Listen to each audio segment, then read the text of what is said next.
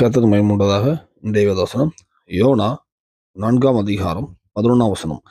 வலது கைக்கும் இடது கைக்கும் வித்தியாசம் அறியாத 120,000 பேருக்கு அதிகமான மனுஷரும் அநேக மிருகஜீவன்களும் இருக்கிற மகா நகரமாகிய நினைவைக்காக நான் பரிதபியாமல் இருப்பேனோ என்றார். கர்த்தருக்கு மகிமை உண்டாதாக. இந்த வசனம் எல்லாரும் தெரிஞ்சிருக்கும். யோனா நினைவே நகரத்துக்கு விரோதமா யோனா சொல்றாரு.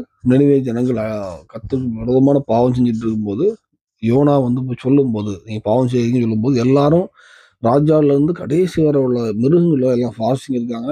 கர்த்தருடைய இரக்கம் பெறுது, அந்த அழிவில் காக்கப்படுறாங்க. அப்போ அவர் யோனாவுக்கு விசனம் வருது, ஒரு வருத்தம் வருது. ஏன்னா நீங்க அழிப்பேன்னு சொன்னீங்க, அழிக்கலையே அப்படின்னு சொல்லும்போது கர்த்தர் சொல்றாரு. ஏன் அழிக்கிறான்னா, இந்த பட்டணத்துல 120,000 பேர் இருந்தாங்க. அவங்க இடது கைக்கு வலது கை வித்தியாசம் தெரியாதவர்கள். அதாவது எப்படி தாறுமாறான வாழ்க்கை, உலக ரீதியா எல்லா பாவம் எல்லாமே எந்த எந்த பாவமே இது பாவம்னு உணர்வில்லாத காலம். இது சரிதான், இது சரிதான், நம்ம பாவம் இருக்குது சரிதான் அப்படிங்கிற ஒரு ஒரு ஒரு துணிகரமான பாவமான ஒரு காலம் இருக்கும்போது, அங்க கர்த்தர் அழிக்கணும்னு இருக்கும்போது அவங்க மனமாற்றம் வந்தனால அழிக்கல.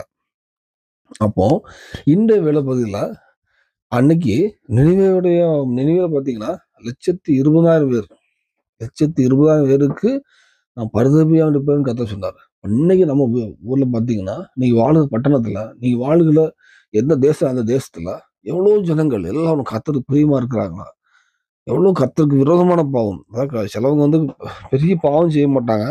ஆனா ரொம்ப பரிசுத்தமா கர்த்தருக்கு போக மாட்டாங்க. ஏதோ போயிருவாங்க. ஆனா சிலவங்க துணிகரமா கர்த்தருடைய அந்த கர்த்தர் அழிக்கணுங்கிறதுக்கு எதுவான பாவங்கள் இருக்குல்ல, அந்த பாவம் செஞ்சுட்டு இருப்பாங்க. இன்னைக்கு நம்ம வாழுகிற இடத்துல எந்த மாதிரி இருக்குது? அப்போ ஏன்னா எவ்வளவு 120,000 பேருக்கு தேவன் இறங்குனாருன்னா, இன்னைக்கு எத்தனையோ பேர் ஜனங்கள் தேவன் பரிதபிக்கிறார். நம்ம என்ன செய்யணும்? அந்த தேசத்துக்காக, அந்த ஜனங்களுக்காக ஜெபிக்கணும். நம்ம தெய்வ சாயலை தரித்து கொண்டு அவங்கள சொல்லி அவங்களுக்கு மனமாற்றத்துக்காக நம்ம பிரயாசப்படணும். ஏன் நம்ம மட்டும் இந்த உலகத்துல வாழ்ந்து ஒண்ணும் செய்ய முடியாது.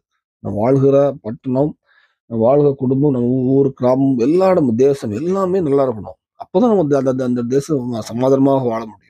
அது ஒரு ஆசீர்வாதம் ஆக்சுவலா.